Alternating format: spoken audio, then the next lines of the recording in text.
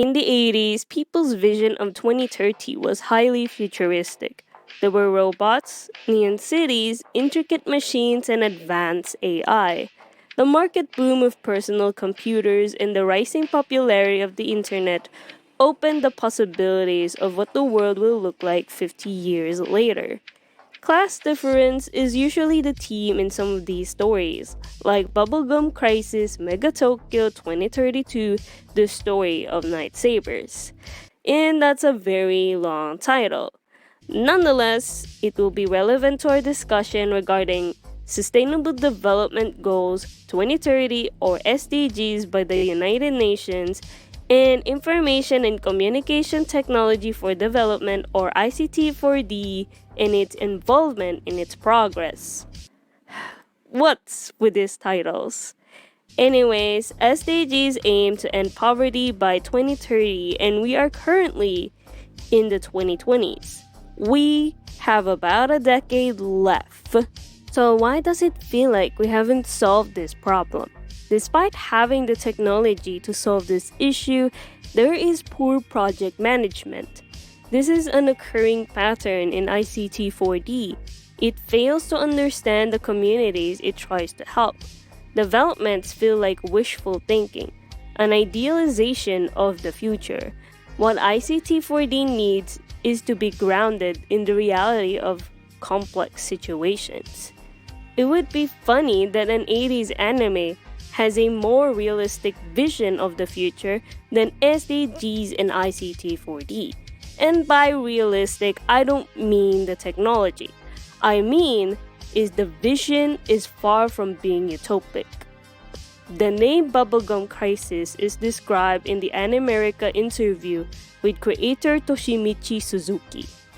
We originally named the series Bubblegum to reflect a world in crisis, like a chewing gum bubble that's about to burst. That rings true when you realize the extensive planning of ICT4D and SDGs can easily crumble in a chaotic world.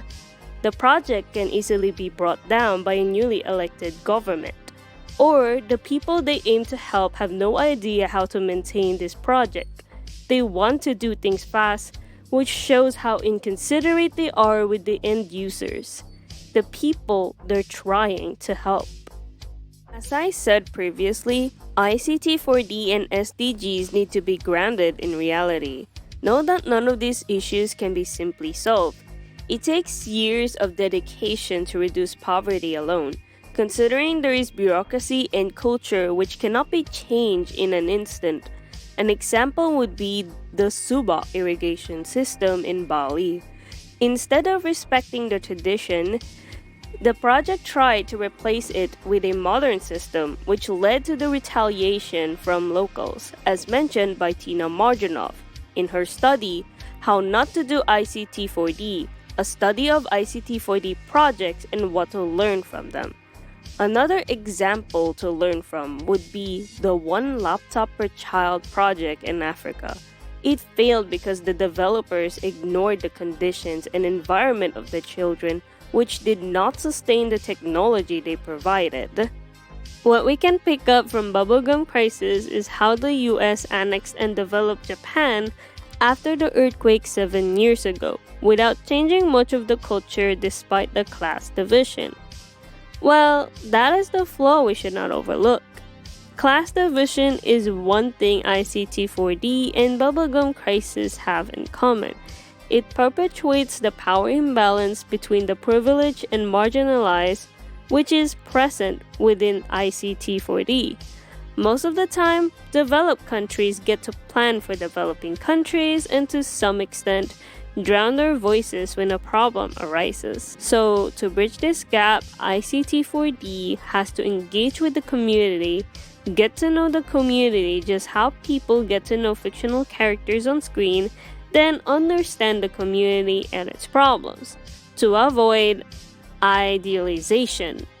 ICT4D as a concept is a wonderful thing for the marginalized. It helps them economically and connects them to a bigger world.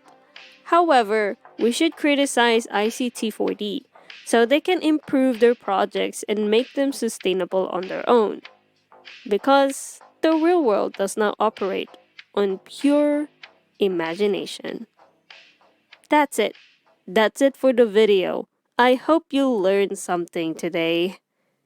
Goodbye.